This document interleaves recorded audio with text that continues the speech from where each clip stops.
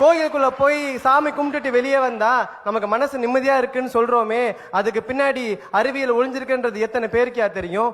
கோயிலுக்குள்ள போறோம், கர்ப்ப கிரகத்தில் பக்கத்துல நின்று சாமி கும்பிடுறோம்யா.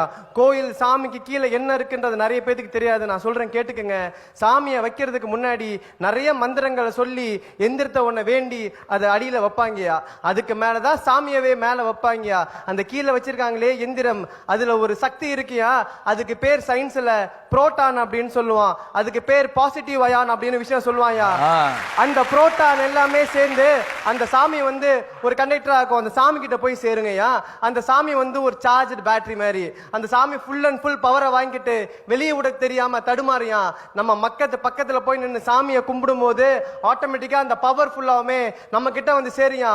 புரோட்டான் பாசிட்டிவ் எனர்ஜி பவர் நம்ம கிட்ட வந்து சேர்றதுனாலதான் மக்கள் கோயிலை விட்டு வெளியே வரப்ப கோயில் நிம்மதியா இருக்குன்னு சொல்றோங்கயா. நல்லது. இன்னொன்னு ஞாபகம், எல்லா இடத்துலையும் கோயில்ல காற்று வெளியே போறதுக்கு ஜன்னல்லாம் இருக்கும், கர்ப்ப கிரகத்தில் இருக்காது. ஏன்னா அந்த ரேஸ், அந்த அவர் சொல்லக்கூடிய புரோட்டான்ஸ் என்னன்னா செதறிடக்கூடாது, நம்மளை நோக்கி வரணும். பல இடங்களில் சட்டை கழட்டிட்டு வான்னு சொல்றது கூட அதுக்கு தான், நேரடியாக வந்து சேரட்டும் அப்படிங்கிறதுக்காக. இது எதுக்காக தெரியுங்களா? இதுவும் ஒரு வகையான விஞ்ஞானம்ங்கிறத அவர் சொல்றாரு. அவர் வந்து சயின்ஸ் படிச்சிருக்கிறதுனால நம்ம ஒத்துக்கலாம். இப்போ நான் தமிழ் வாத்தியார் சொன்ன இவங்களுக்கு வேற வேலை இல்லடா, பொங்கலை வாங்கிட்டு தூணில் தடவிட்டு வருவாங்களா, அப்படி சொல்லக்கூடாது. ஐயா, அதே மாதிரி கருவறை பக்கத்துல சாமி கும்பிடுறதுனால நம்மளோட 5 புலன்களும் வேலை செய்கின்றது எத்தனை பேருக்கு தெரியும் தெரியலையா? 5 புலன் என்னன்னு சொல்லிடுறத, பார்ப்பது, நுகர்வது, சுவைப்பது, கேட்பது, தொடுவதுயா. நல்லா யோசிச்சு பாருங்க. சாமி தீபாரதனை காமிக்கும் போது பாக்குறோம், மணி அடிக்கும் போது கேட்கிறோம், மந்திரங்களை உச்சரிக்கிறோம், அங்க இருக்க வாசனை நுகர்றோம், 10 வந்து தொட்டு கும்பிடுறோம் இல்லைங்களாயா. 5 சென்ஸுமே அந்த இடத்துல ஆக்டிவேட் பண்ணுதுயா. அப்படியே கோயிலை விட்டு கொஞ்சம் வெளியே வாங்கயா. அந்த பக்கம் பாத்தீங்கன்னா அரச மரமோ வேப்ப மரமோ இருக்கும். அங்க நிறைய பெண்கள் கர்ப்பம் தரிக்காம சின்ன சின்ன தொட்டியை கட்டி வச்சுட்டு சுத்திக்கிட்டு இருப்பாங்க. நம்ம முன்னோர்கள் மூட பழக்கமா பண்ணலையா, அங்கேயும் அறிவிலையும் மருத்துவத்தை ஒழிச்சு வச்சிருக்காயா.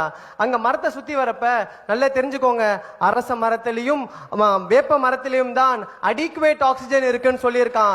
சாதாரண ஆக்சிஜன் இருக்குன்னு சொல்லல.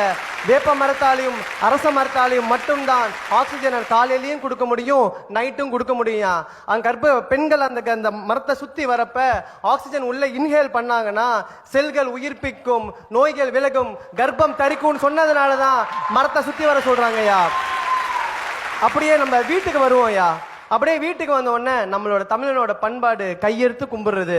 இது எத்தனை நிறைய பேர் தெரியும். ஆனா கையெடுத்து கும்பிட்றான், பக்கத்து வீட்லயும் கும்பிட்றான், நானும் கும்பிட்றேன், அவனும் கும்பிட்றான், நானும் கும்பிட்றேன் சொன்ன ஒளிய கையெடுத்துக்கு கும்பிடுறதுக்கு பின்னாடி அறிவியலும் மருத்துவம் எத்தனை தெரியும் தெரியல. நான் சொல்றேன், கையெடுத்து கும்பிட்டோம்னா இந்த கையில நுனியில் இருக்கிறது அக்கு பிரஷர் பாயிண்ட்யா. இந்த கையில நுனி அக்கு பிரஷர் பாயிண்ட். இந்த 10 விரலையும் ஒன்னு சேர்க்கும் போது காது, கண்ணு, மூளை ஒரே நேரத்தில் ரத்தம் அதிகமா பாயும். அதனாலதான் நம்ம ஆட்கள் அன்னைக்கே கண்டுபிடிச்சான் கையெடுத்து கும்பிடணும்னு சொல்லிட்டியா. அப்படியே அழகா வீட்டுக்குள்ள வராங்க. வீட்டுக்குள்ள வந்த உடனே நம்ம ஆட்கள் நிறைய சொம்பு தண்ணி கொடுத்து சாப்பாடு வைப்பாங்க, விருந்தோம்பல்னு சொல்லுவோம். நல்லா யோசிச்சு பாருங்க. ஃபாரின்ல போனோம் அப்படின்னா வந்து விருந்தோம்பல் வந்துட்டு நின்றுட்டு சாப்பிடுவாங்க, படுத்துக்கிட்டு சாப்பிடுவாங்க, எப்படி வேணாலும் சாப்பிடுவாங்க. ஆனா நம்ம மக்கள் மட்டும்தான் தரையில் உட்கார்ந்து சம்மணங்கால் போட்டுட்டு சாப்பிடுவாங்க. அதுக்கு பின்னாடி ஒரு மருத்துவ குணம் இருக்குன்னு எத்தனை பேருக்கு தெரியும்? ஒன்னே ஒண்ணு தெரிஞ்சுக்கோங்க, அந்த மருத்துவ ஹிரண்யா அப்படின்ற ஒரு நோய் எத்தனை பேர் கேள்விப்பட்டீங்கன்னு தெரியல. ஹிரண்யா, அது பேர் குடல் இறக்கம் அப்படின்னு சொல்லுவாங்க. நம்ம ஆட்கள் நின்றுட்டு இருக்கப்ப தலையில இருந்து கால் கீழே வரைக்கும் ரத்தம் பாயா. நம்ம எப்ப சப்பனங்கால் போட்டு உட்கார்றோமோ தலையில இருந்து வயிறு வரைக்கும் அதிகமான ரத்தம் பாயும். எப்ப அதிகமான ரத்தம் வயிற்றுல பாயுதோ அப்ப டைஜஷன் ப்ராப்ளம் வராது, அதிகமான டைஜஷனை உண்டு பண்ணும். அப்ப சாப்பிட்றப்ப ஜீரணமாகுன்றத நம்ம ஆட்கள் அன்னைக்கே கண்டுபிடிச்சிருக்காங்கயா. அது தெரியும். நம்மளோட விரும்புதோம்பல்ல இன்னொரு அழகான பழக்கம் வாழை இலை சாப்பாடு. இப்பெல்லாம் பிளாஸ்டிக் பிளேட்டு, சில்வர் பிளேட்டுன்னு சொல்லி சாப்பிடுறோம். ஆனா வாழை இலை சாப்பாடு பழக்கத்தை போய் சொல்றேன் கேட்டுக்கோங்க. நிறைய பேருக்கு தெரியாத ஒரு நோய் பார்க்கின்சன் நோய் எத்தனை பேருக்கு தெரியும்? நடுக்குவாதம்னு சொல்லுவாங்க. அதை நடுக்குவாதம் அப்படி ஆடிக்கிட்டே இருக்கும். கடைசியில மைக் டைசன் கூட அந்த நோய் இருந்தது. அந்த உலக புகழ்பெற்ற குத்துவிட்டு சண்டை வீரர்களே அவருக்கு பார்க்கின்சன் நோய் இருந்தது. அந்த பார்க்கின்சன் நோய் தீர்க்கக்கூடிய சக்தி வாழை இலைக்கு உண்டு. கேன்சரை எதிர்த்து போராடக்கூடிய சக்தி வாழை இலைக்கு உண்டுன்னு கண்டுபிடிச்சதுனாலதான் வாழை இலையில சாப்பிடணும்னு சொல்றான். அதே மாதிரி ஒரு தட்டை கழுவணும்னா, பிளாஸ்டிக் பிளேட்டை கழுவணும்னா நமக்கு கெமிக்கல் தேவை. வாழை இலை கழுவுறதுக்கு எந்த கெமிக்கல் நம்ம ஆட்கள் யூஸ் பண்ணது இல்லையா. தண்ணியை தெளிச்சு கழுவி விட்டாவே வாழை இலை சுத்தமாவியா.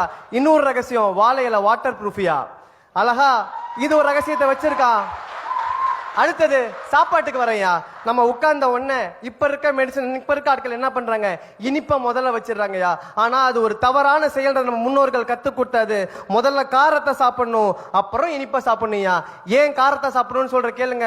காரம் ஸ்பைசி ஃபர்ஸ்ட் ஸ்வீட் நெக்ஸ்ட்னு சொல்லியிருக்கான். காரம் சாப்பிட்டோம்னா HCl தூண்டும். HClன்றது நம்ம ஜீரண சக்தியை கொண்ட, ஜீரண சக்தி அதிகப்படுத்தக்கூடிய ஒரு ஆசிடியா, ஹைட்ரோகுளோரிக் ஆசிட்னு சொல்லுவோம். அதை அதிகப்படுத்தும். சாப்பிடும் போது ஜீரணமாகும். ஸ்வீட் சாப்பிட்டோம்னா டைஜஷனை கம்மி பண்றக்கூடிய சக்தி அதுக்கு உண்டியா. அதனாலதான் காரம் முதல்ல ஸ்வீட் நெக்ஸ்ட்னு வச்சாயா. என்னதான் பழமை சுவடுகள் நிறைய விஷயங்கள் எங்களுக்கு கத்துக் கொடுத்தாலும் அந்த பழமை சுவடுகள் சொன்ன பழக்கத்தை இன்னமும் நாங்க வழக்கமா வச்சுக்கிறதுனால தான் சொல்றேன், பண்பாட்டின் விஷயமாக தெரிவது பழக்க வழக்கங்கள் தான் என்று.